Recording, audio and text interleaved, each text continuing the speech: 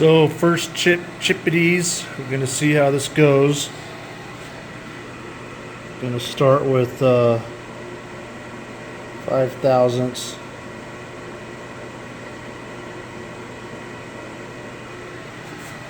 And I'll hit the auto feed.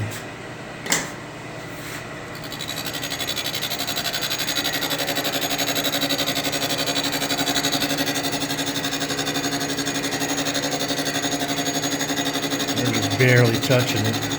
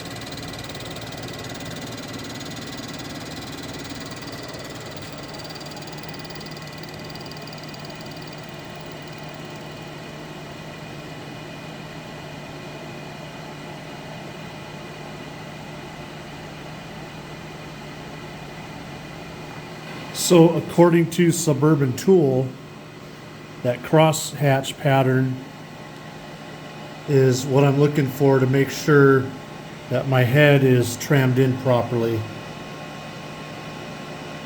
And if that's correct, then it looks like I've done that.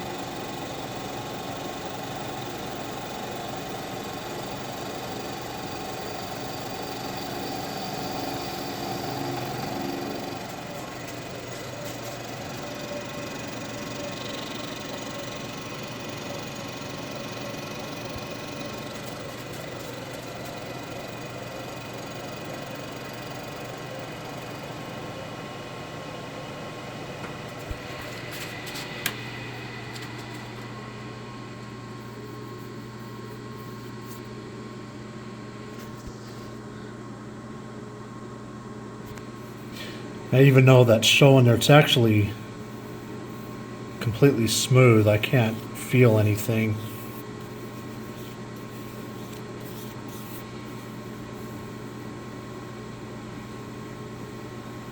Just tool marking. So what I'm working on is making a better T-slot, but the thing is from here to up here is just slightly larger than this. So I don't want to take off too much. If this was an important piece of metal, I'd want to go over this with a fly cutter. I don't have a fly cutter right now, but I will soon. But I don't want to take off very much, so this isn't really important how this is looking. So once I flip it over and I do the other end, I got to take a measurement and then determine if I'm going to go ahead and go forward with this, or if I'm going to have to get a thicker piece of metal to use for the T-slot on the lathe. All right, so we're going to knock off 20 grand straight away.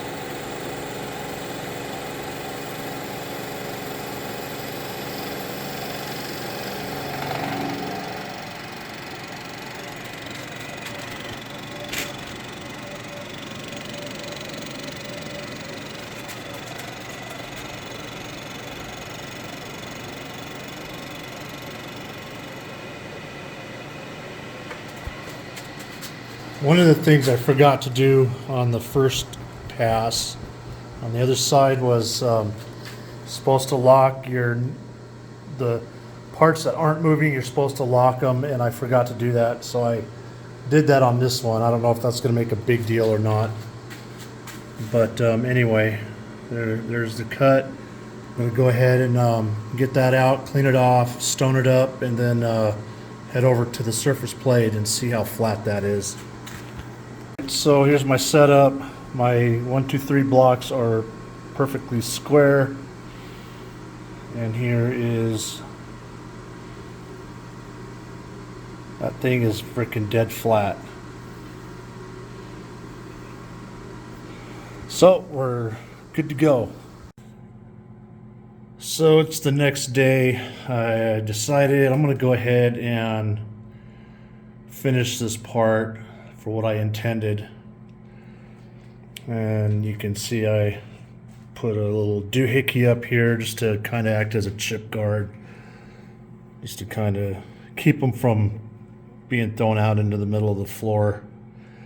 So I found both of these edges are actually pretty square. So I figured this one's the better edge, so I've got it lined up against there, and I'm just gonna run those two edges, and then I'll turn it around and run these edges and get those squared off. Once I've got that, then I'm going to go ahead and mark it out, figure out my measurements for the T-slot, and then start cutting those in.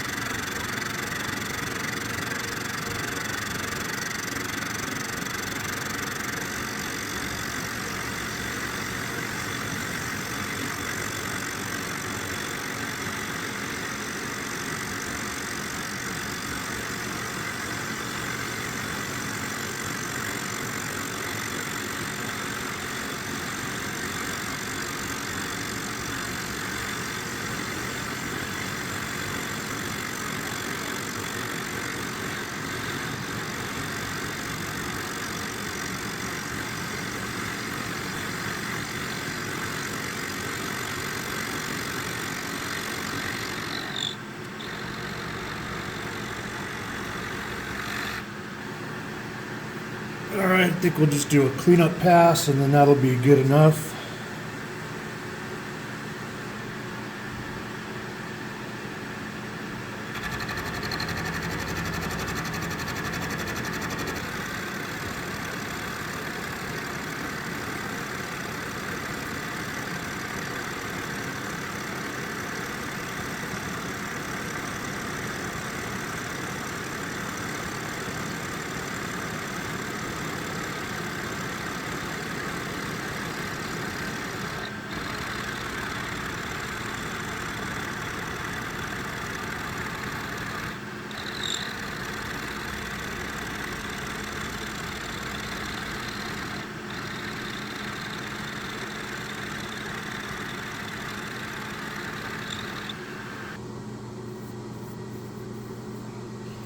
Pretty good, pretty good.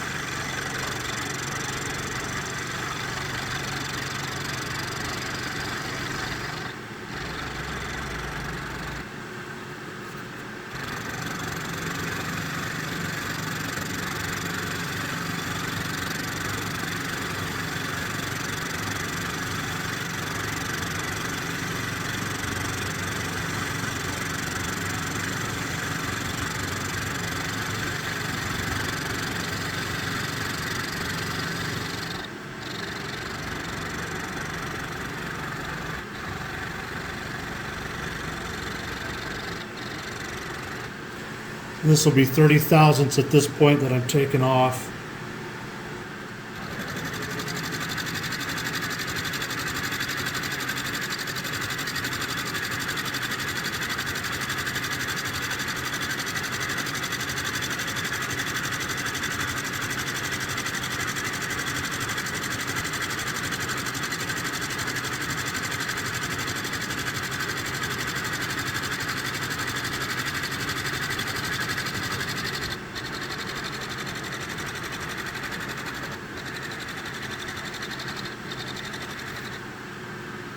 I'm going to do another few thousandths and then do a couple spring passes and then that side will be done.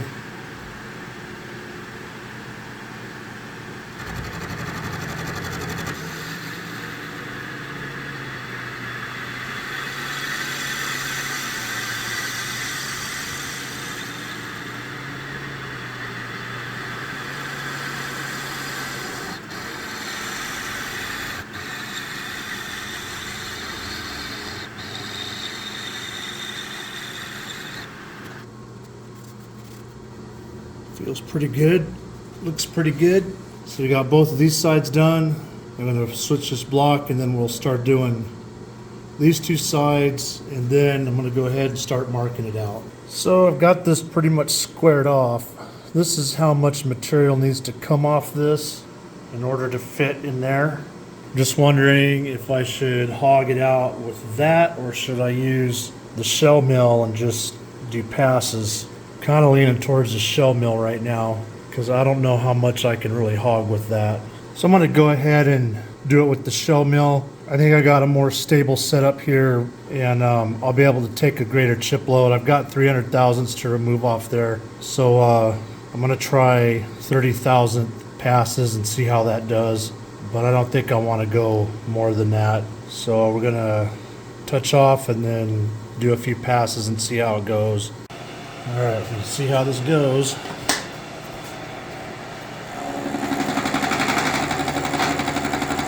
That's 30 thousandths right there. Pretty good. I could probably go to 50 thousandths.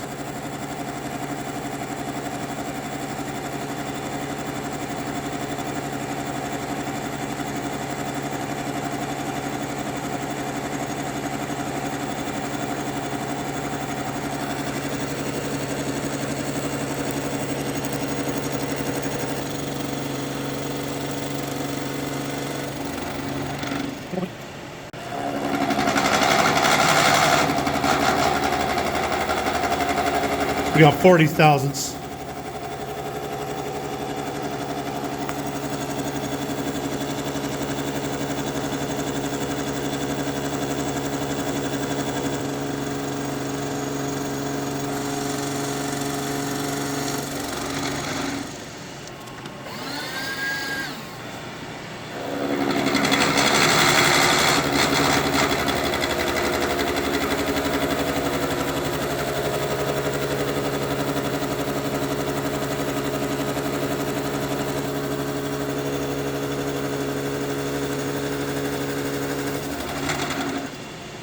Final pass.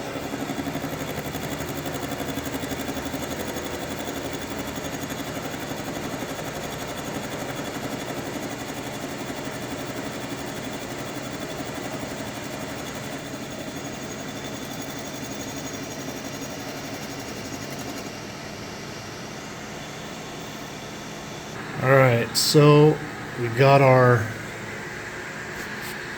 depth of cut, auto engaged.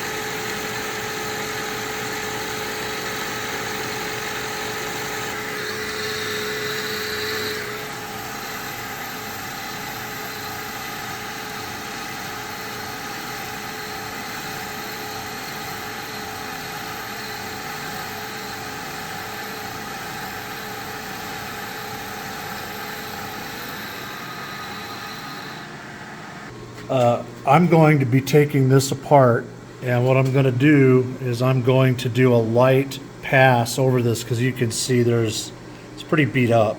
So I want to make sure this is going to be nice and flat. So I'm going to lose a little bit here.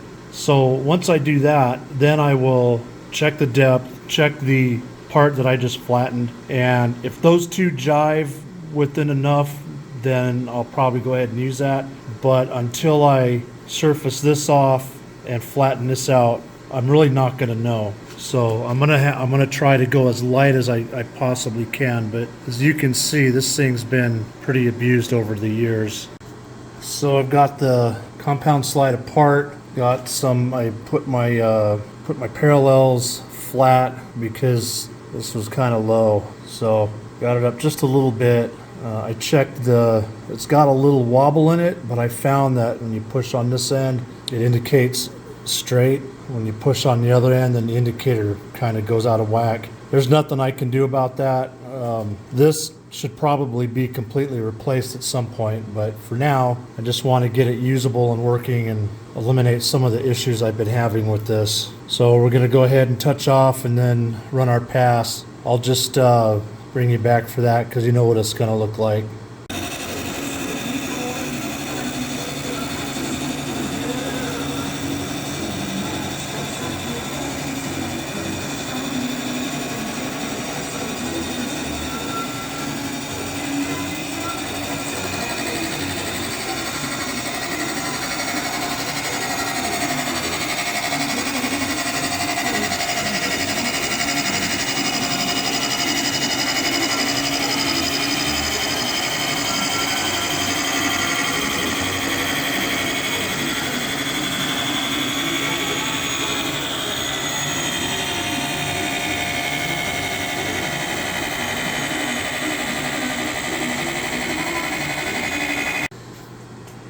There's definitely some unevenness in this, so I'm going to do another 10 thousandths. That'll make it 20 total, and then I'm going to stop there. That should clean this up good.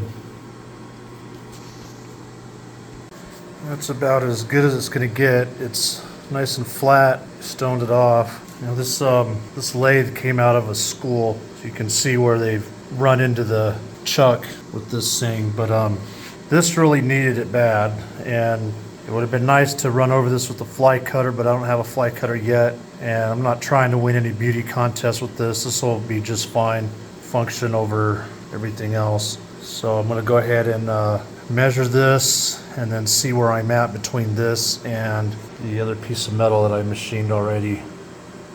So the other issue I'm having with this is this is a BXA and I need a CXA. So you can see I don't have a lot of, I mean, it's just really making contact with very little of this, and it should be bigger to make more contact. So I think I need to get the BXA or the CXA and see what that looks like on here.